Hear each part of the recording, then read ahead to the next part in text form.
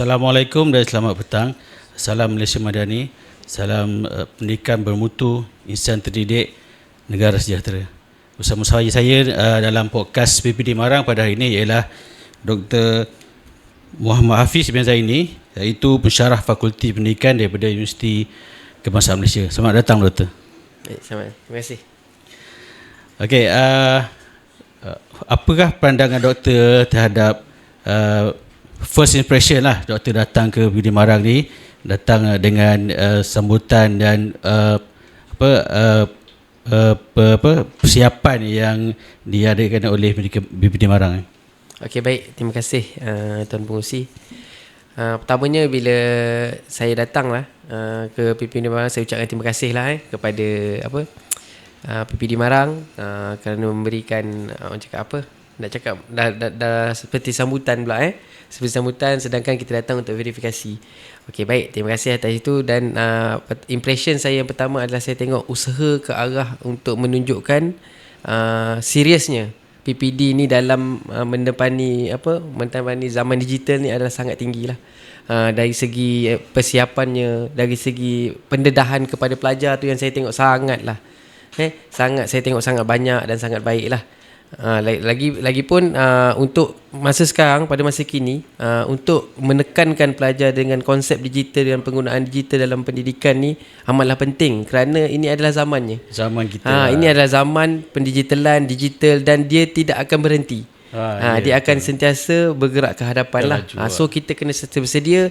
So dengan adanya program-program seperti inilah yang akan encourage pelajar untuk sentiasa ke hadapan dan sentiasa orang cakap apa, relevan pada masa kan ketika mereka berada di zaman inilah. Yalah, bila kita lihat realitinya zaman sekarang ni, digital semakin laju, semakin berkembang luas. Dan apakah yang Doktor harapkan kepada generasi pendidik sekarang ni supaya tidak ketinggalan dalam pendidikan digital ini? Okey, baik, terima kasih.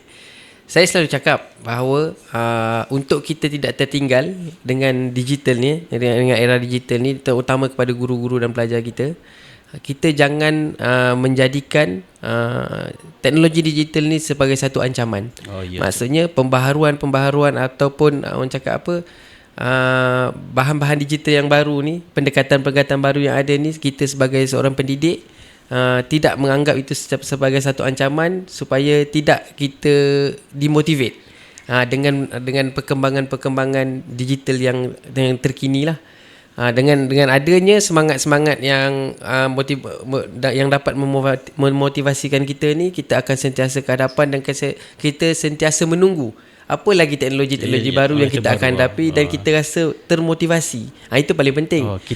Kita tunggu yang baru. Kita tunggu yang baru, dan kita tak tahu apa lagi yang kita boleh, apa lagi perkara yang menarik yang kita boleh buat dengan teknologi yang akan datang. Yang lama kita mahirkan, kita tunggu yang baru kan. Kita jangan tersekat di satu zaman saja. Maksudnya kita akan sentiasa berkembang dengan teknologi yang akan datang pada masa akan datang.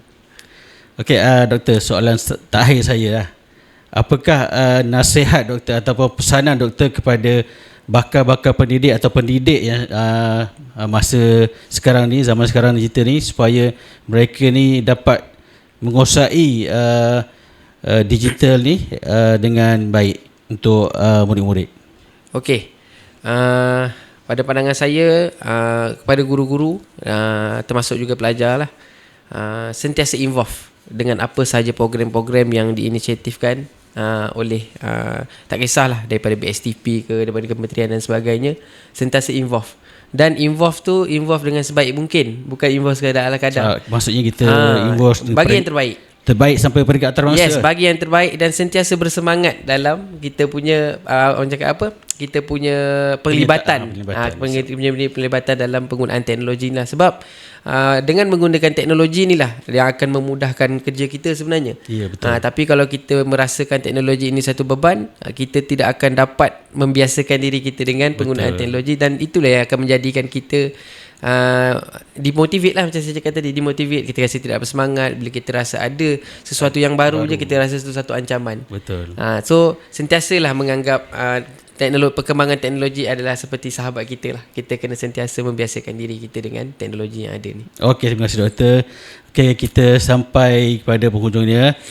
Bagi pihak PBD Marang, saya mengucapkan terima kasih kepada Dr. Muhammad Hafiz bin Zaini kerana sama-sama dalam podcast PBD Marang pada sesi kali ini. Sekian, Assalamualaikum warahmatullahi wabarakatuh. Terima kasih.